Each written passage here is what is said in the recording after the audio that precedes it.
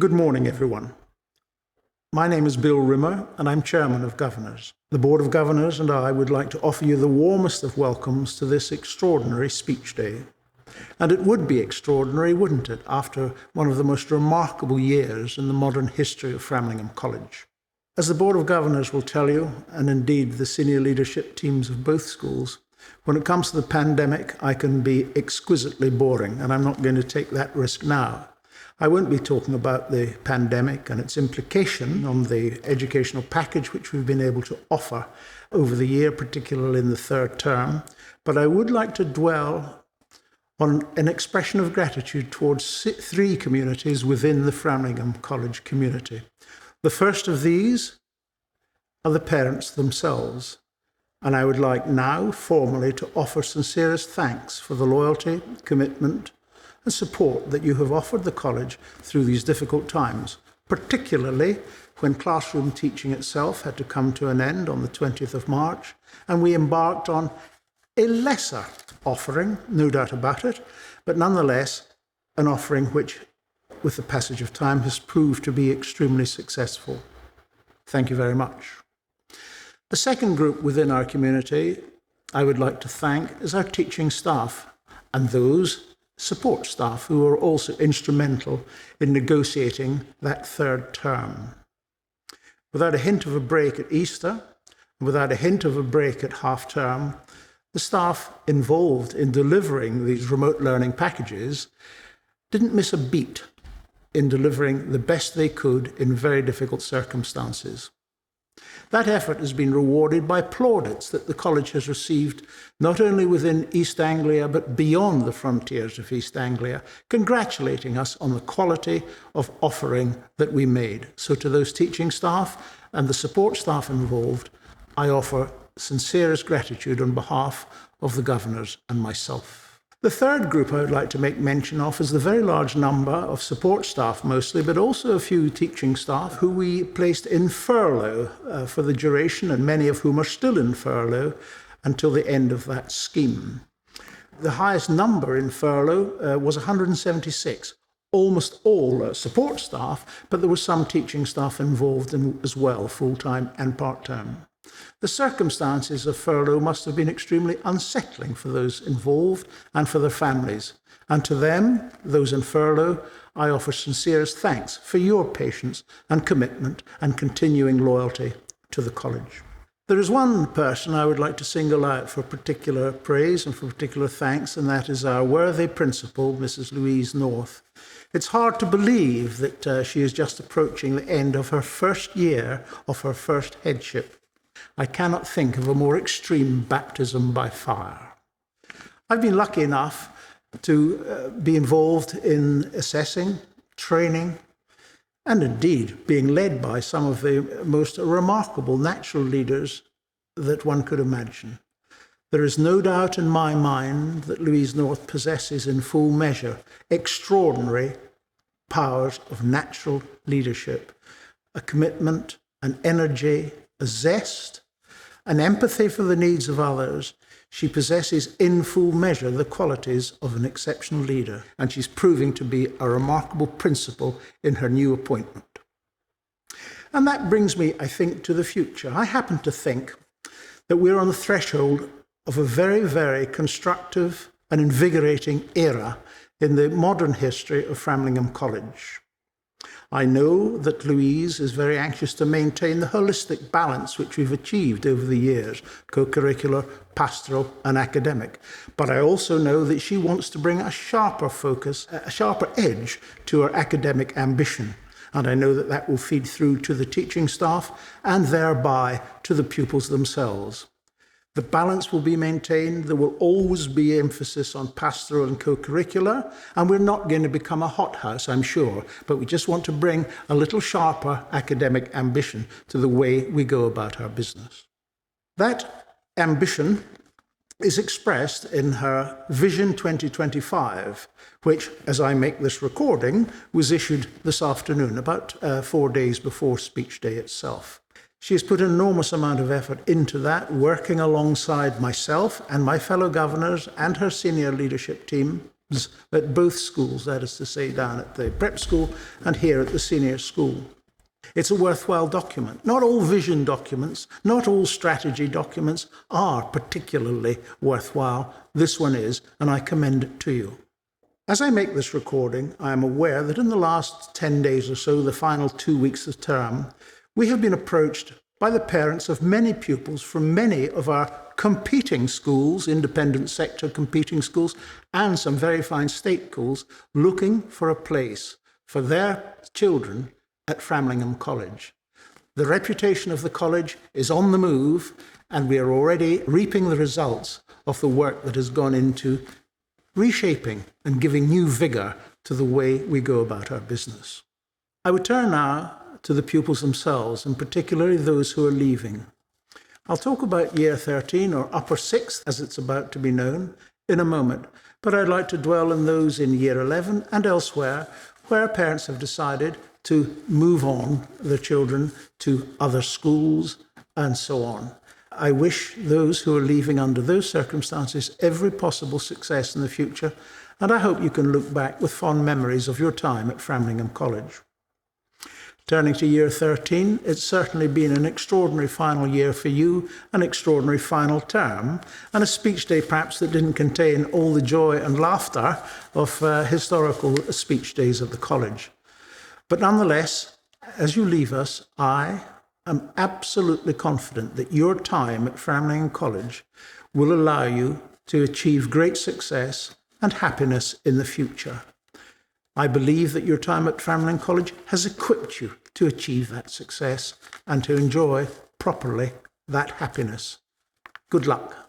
For the rest of us who are staying, I thank you for joining me on this, my last speech day. My successor, Charles Packshaw, was selected by the Board of Governors a few months ago, and I will be handing over to him at the end of next term, just before Christmas. He's a man who will bring great wisdom and judgment to the appointment.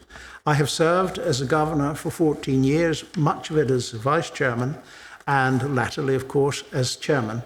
And it has been a particular pleasure and a privilege for me so to do, in particular in supporting Louise North in this, her first year. I will close now by thanking you for coming to this extraordinary, or switching on to this extraordinary speech day. And I thank you for your continued support for the college. Thank you very much. Why is it, when we recall our school days, we rarely think of sitting examinations? Our memories are much more likely to be of those surprising and defining moments of friendship, of the teacher with whom we found a true connection, of that particularly glorious sun and shadow streaked afternoon on the back, of being poised nervously waiting in the wings for our cue. Perhaps they of the final rain-sodden steps of a Gold D.V. expedition, or of collecting a prize on speech day, or of that lingering feeling of warmth and familiarity from the day-to-day life in your house. These are the things that we remember, because these are the things that form and shape who we are. Parents, on the other hand, think of how their children grew and the uniform bill that went with it, and the maturity they acquired, how they learnt to carry themselves, shake hands with confidence, hold an adult conversation, show gratitude rather than teenage entitlement.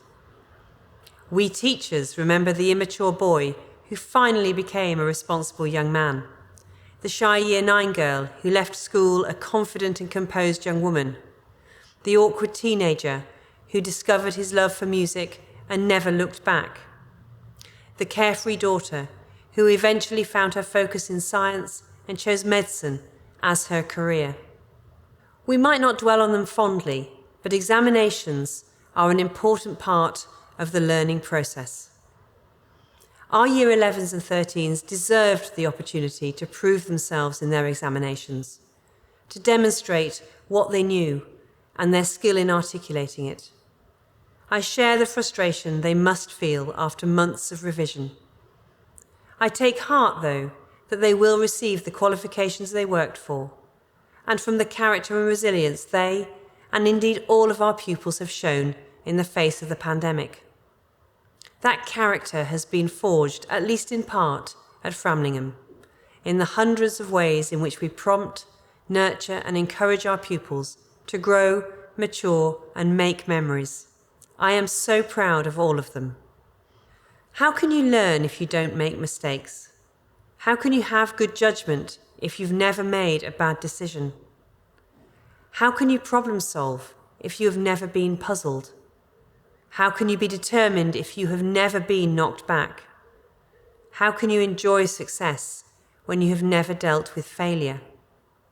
Winston Churchill once said that success is stumbling from failure to failure with no loss of enthusiasm. Making mistakes and bad decisions, being puzzled and knocked back, dealing with failure is crucial if we want to keep learning. I believe that each of our young people, your children, can be proud of their own individual learning journey this year. There will have been high points and low points, times when things just clicked and times when they have struggled. And it is in those moments of difficulty that they will have learned the most. When you learn from your mistakes, you are a little less fearful the next time round. We want to develop in our pupils a curiosity about the world, a spirit of inquiry and a willingness to take risks that take them further in their reading, their questioning or their research. We want an intellectual curiosity that leads them to ask questions like, what are the implications on society of asking, are we cyborgs? This was the title of Ronnie Beale's extended project qualification. If we ever needed an example of curiosity and inquiry, here it is. The EPQ has taken Framlinghamians on many varied and fascinating journeys. From Eliza Bowditch's study, The Elephant in the Room, a study of plastic waste in the orthopaedic operating theatre, to Ben Chapman's How can the management techniques of different personality types in sport be used to good effect in the business world?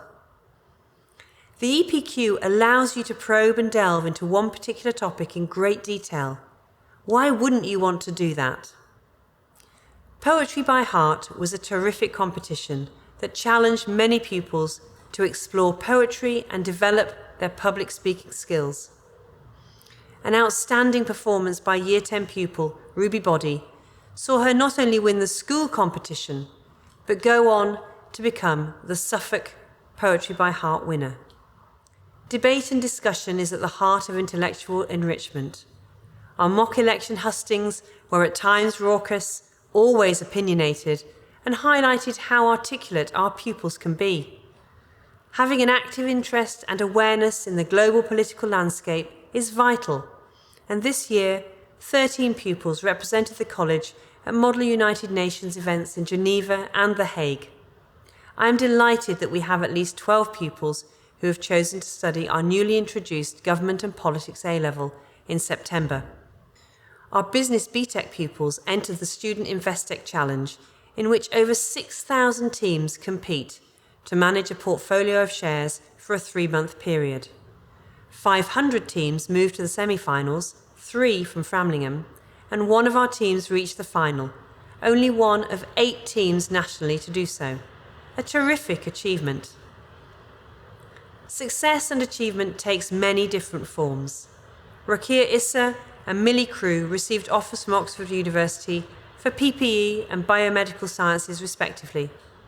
Rakia and Millie are fine examples of what can be achieved through ambition and hard work. I am equally proud of the Year 12 pupils who retook their Maths and English GCSEs. It takes an inspiring gutsiness and determination to resit a GCSE in Year 12. I love singing hymns in chapel, not least because voices together are so uplifting. Lucy Blore, in her role as Director of Music, fills the school with the joy of music every day. Music at Framlingham is both inclusive and ambitious. The autumn concert had phenomenal percussion, a ukulele band to die for, and local schoolchildren joining our singers for an Andrew Lloyd Webber tribute. Our choir has been on tour to Italy, our carol service included the inaugural staff choir, and our BTEC musicians performed a very hip gig in the HPT. just some of the musical highlights this year. The hugely entertaining one-man, two governors reveal the depth of dramatic talent that we have in our pupil and indeed staff body. Oliver Moore was outstanding as the lead, handling audience interactions like a true professional and showing real comic timing and talent in his delivery. Robert Monaghan displayed a mastery of physical comedy in his performance as Alfie, but my Olivier Award goes to Mrs. Biggs, who, night after night, had the questionable pleasure of being hidden under a lampshade and soaked by fire extinguisher foam. It was hilarious. We have many talented artists, as you will have seen in our captivating virtual art exhibitions. The regional Anna Airy exhibition earlier this year featured fine art from our many Year 13 artists, as well as sculptures, paintings and textiles. Filmmaker and photographer Jake Myrmigan has had his work used in 2 national advertising campaigns for Hotel Chocolat and more recently Bullard's Gin. Funnily enough, 2 of my favourite things. He is certainly one to watch for the future. Mr. Myers-Allen loves statistics, especially when it comes to the Duke of Edinburgh's awards, and rightly so, with so much to celebrate. 177 bronze, silver and gold awards this year. Out of more than 1,000 schools in the central region, we were 7th in awards received. And, as Mr. Myers-Allen will say, per capita, we were undoubtedly at the top. A brilliant achievement for all of our pupils, and my thanks to all the staff who make this possible. Being able to pick yourself up when the chips are down is not easy. Being able to pick others up when you are up against it is even harder. Sport of all things teaches you how crucial it is to do exactly that. Our pupils work hard, they are committed and they don't give up, either on themselves or each other. As a result, we have achieved extraordinary things, both collectively and individually, in the world of sport. Highlights include the under-18 and under-15 rugby squads on tour in Europe. Taylor Hine-Jones and Jake Myrmigan were both selected for the England Independent Schools Lambs National 15. The under-16 rugby sevens team reached the final of the Uppingham School Sevens, beating much larger schools en route. The first 15 team had a tough season, but the scorelines don't reflect the commitment, camaraderie and spirit that the boys displayed week in, week out. Always gentlemen, always gracious in defeat, never deterred for long. In hockey, our under-18 girls hockey team finished as joint national champions in the England Hockey Investec Schools Championships. We didn't have the pleasure of beating Repton in the final due to the pandemic, but our girls were incredible. And in a similar vein, our under-14 girls hockey team secured a bronze medal in the same tournament at their age group. For an athlete to achieve national recognition, it requires not just talent, but also the most remarkable dedication. We congratulate our hockey players Georgie Gardens, Olivia Buchanan, Ollie Just, Daisy Ford and Owen Lloyd, who have all been selected to represent their country. Will Lamprell won the bronze medal in the shot at the England Athletics Indoor Championships, and additionally has been selected to train with the Northampton Saints under-18 squad next year, 2 years young. Fred Heldrick captained the Northamptonshire County Cricket Club Academy team on tour in the Cayman Islands. It is a huge regret that we are not able to celebrate similar achievements in cricket, as I know there would have been many. And I think in particular of those Year 13 pupils denied a final season, not just upon the back, but in also so many other ways too. This year, we say goodbye to several long-standing members of staff. Our sports pitches and grounds have been tended and loved by Barry Meadows for 29 years. Sue Carr has been the much-loved matron in Stradbroke for 23 years. Both Sue and Barry retire this year, and we thank them for their magnificent service to the school. Sue Hobson joined the school in 1996 and has been a truly inspirational head of psychology. Karina Cavalcanti has been head of ESL for 20 years, during which time she has celebrated the countries, cultures and languages of our overseas pupils with great enthusiasm, ensuring that all feel supported and valued. Clive Norton retires after 24 years. In that time, he has been Deputy Head Academic and has taught maths. He is a teacher with high expectations and a wry sense of humour. Also retiring this year are Julia Tighe from Maths and Kate Cager from French. Mitch Turner leaves us to go to Finborough, and Diane Duchesne returns to France after a year as our French assistant. Tom Caston has been our Deputy Head Pastoral for the last 5 years. Tom leaves us to take up the headship of MPW in Cambridge. Many pupils have benefited from Tom's empathic, child-centred and committed approach to pastoral care. The pupils of MPW are lucky to have him as their head. We wish all our staff leavers happiness and fulfilment in the adventures that await them. And to our Year 13 leavers, I wish you fulfilment and happiness too, in all that you do. Your school days are in theory your best days, but I believe the best is always yet to come. What you leave with is, I hope, a strong sense of yourselves, a confidence to face challenges head on, the wisdom to make good decisions, warmth in your hearts, and gratitude for all you have met and for all that you have experienced. When Abraham Lincoln's son started school, he wrote to his son's teachers, asking them to teach his son certain values. He wanted his son to know that for every enemy there is a friend, for every scoundrel there is a hero, for every crooked politician there is a dedicated leader. He wanted him to learn how to lose gracefully and to avoid envy, to laugh when he was sad, and to know that there is no shame in tears. He wanted him to have faith in his own ideas, even if everyone told him he was wrong. He wanted him to learn not to follow the crowd and never to put a price tag on his heart and soul. He wanted him to have the courage to be impatient and the patience to be brave. I hope that you, as leavers, have learned these things too, because now is the time to take those experiences and use them to make a difference in the world. There have been many things lost or left unfinished as a result of the pandemic, and all of you in some way will have felt this loss, whether personal to you or a shared disappointment amongst friends. I know that we have all had to let things go or put things on hold, which is never easy. Those of you who are due to go to South Africa on exchange are a fine example of this. On 20th of March, lockdown was enforced and we had to close our beloved buildings. As we stood in the cold upon the front for a final service, I felt the spirit of our community as you listened quietly, gave a half-decent rendition of Jerusalem, and in a frenzy of shrieking and stampeding, embraced the joy of our Easter egg hunt. Since then, remote learning has become, dare I say it, second nature. I know that you have continued to learn. Your kitchens and dining rooms have become your classroom.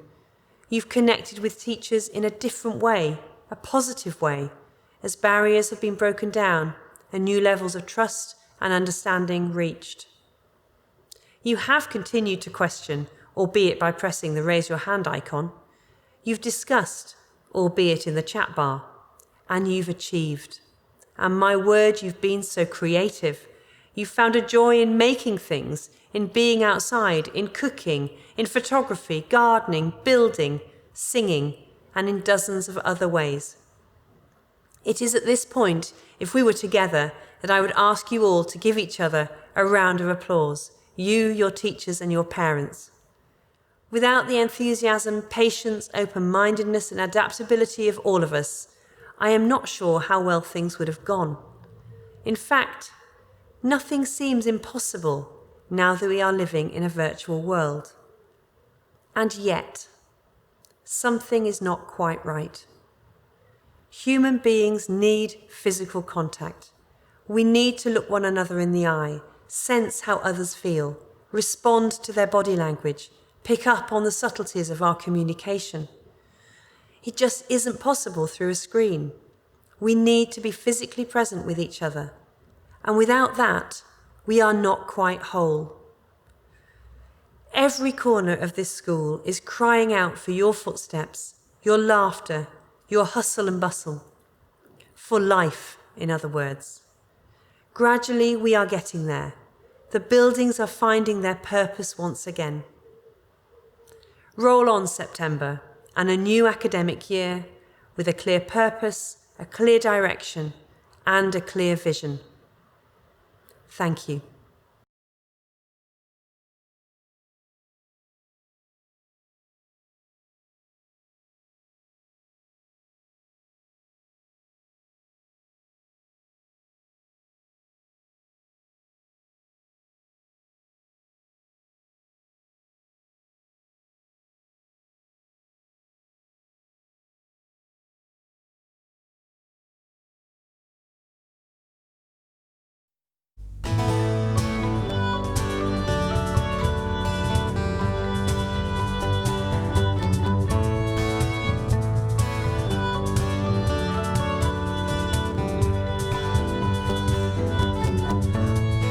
Working part-time at a 5 and dime. My boss was Mr. McGee.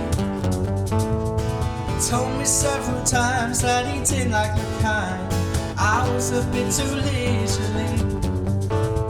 He said that I was busy doing something close to nothing, no different than the day before.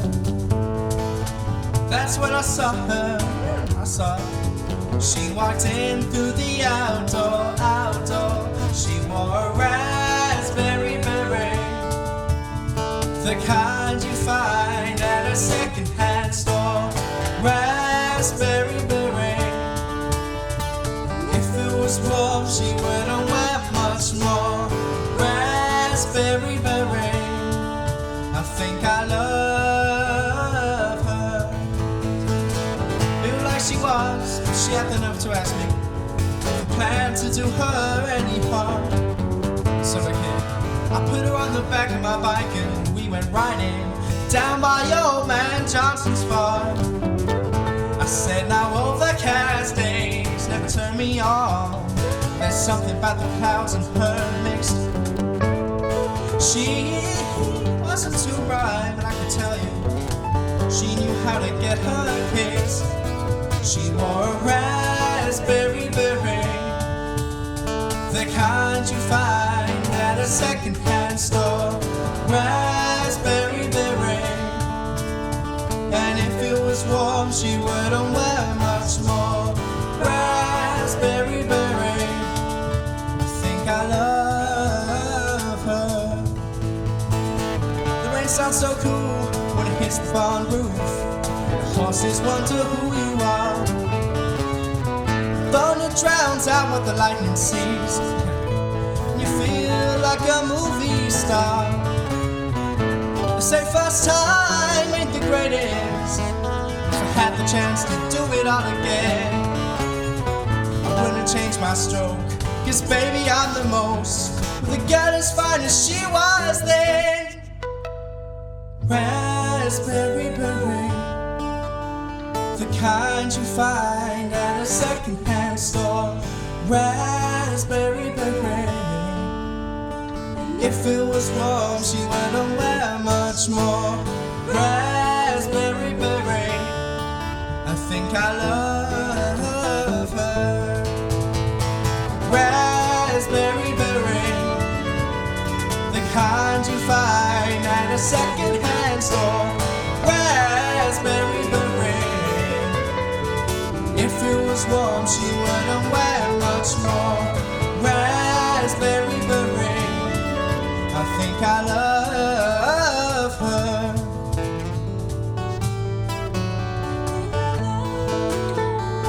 Where are my raspberry women at?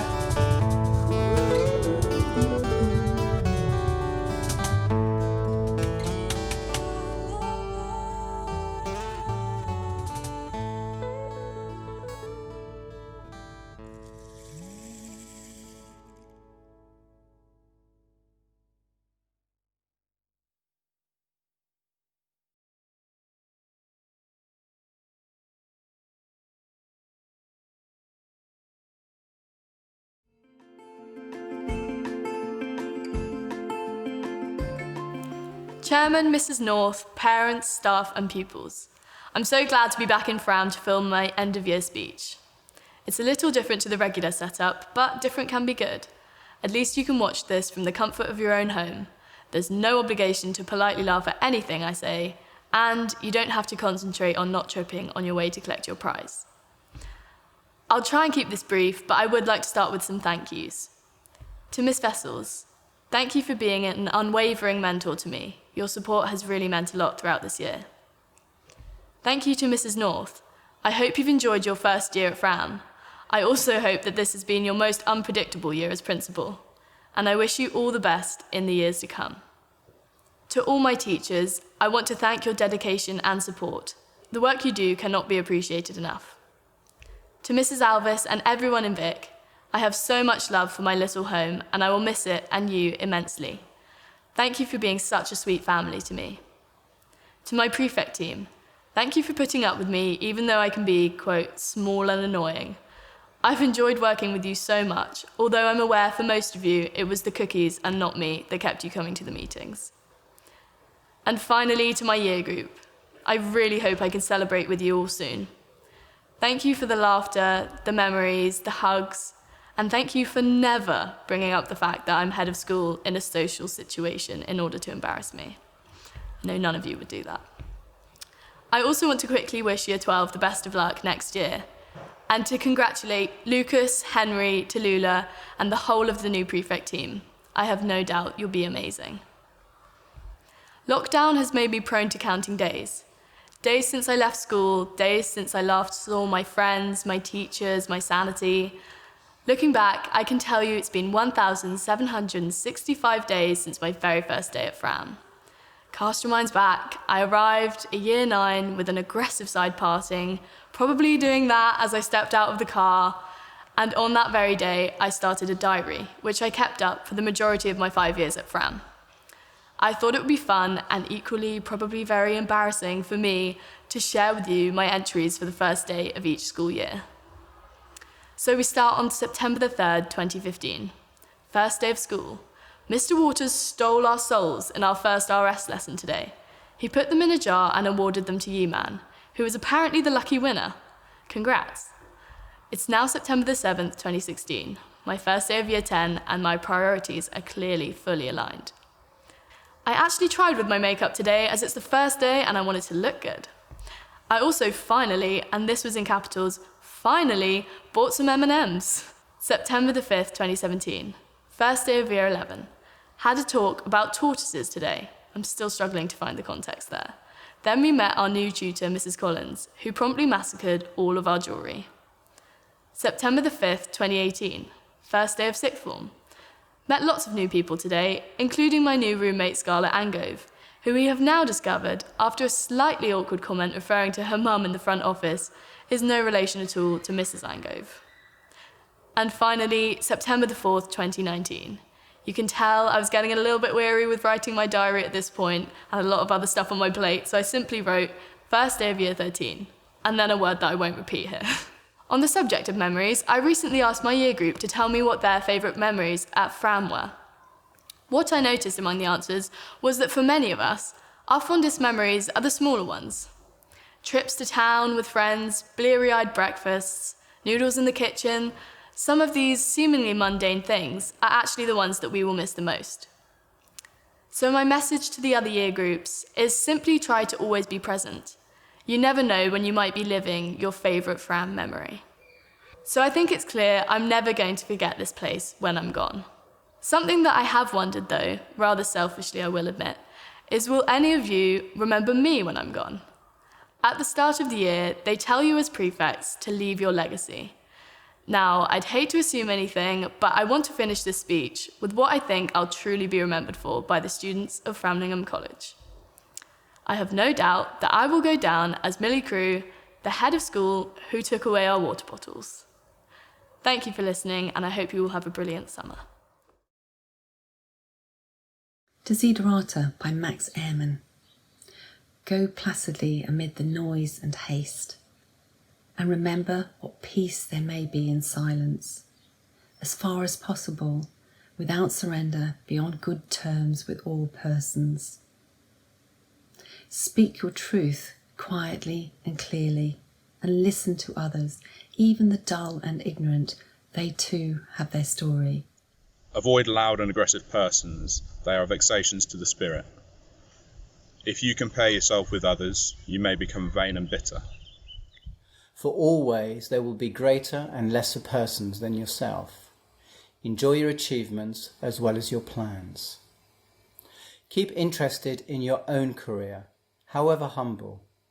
It is a real possession in the changing fortunes of time. Exercise caution in your business affairs, for the world is full of trickery. But let this not blind you to what virtue there is. Many persons strive for high ideals, and everywhere life is full of heroism.